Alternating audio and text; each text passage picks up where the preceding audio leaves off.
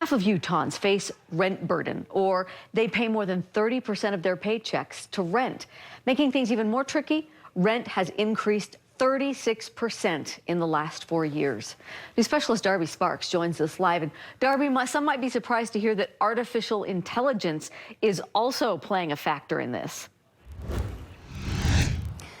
That is right, Debbie, and the Department of Justice says a software company has inflated rent rates nationwide through artificial price hikes.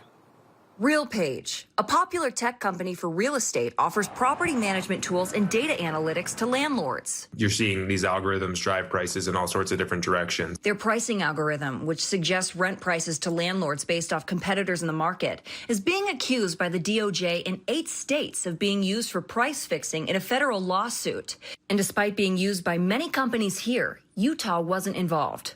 I wish Utah had signed on to that. I know Nate Bluen, state senator, says the collusion over price hikes is something that companies must be held accountable for. It definitely gives competitive advantages, especially if they're bigger companies that can kind of adjust prices on the fly and really, work on maximizing their profit. I also sat down with Steve Waldrop, senior advisor to the governor over housing strategy, to ask what he thought about the possibility of collusion happening in the state. Certainly, there is algorithmic pricing going on in our rental markets in Utah. We know that. According to Zillow, rent has risen by 36% in Utah since 2020.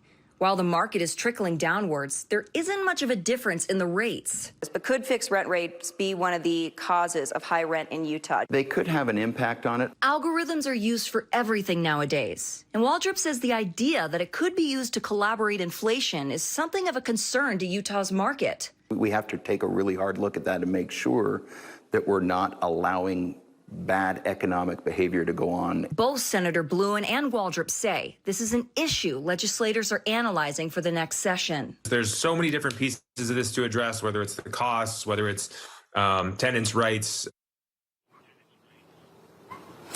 RealPage denies any wrongdoing, instead claiming their software only benefits companies. In Salt Lake City, I'm Darby Sparks, KSL 5 News. Interesting. Something to be aware of. Darby, thank you.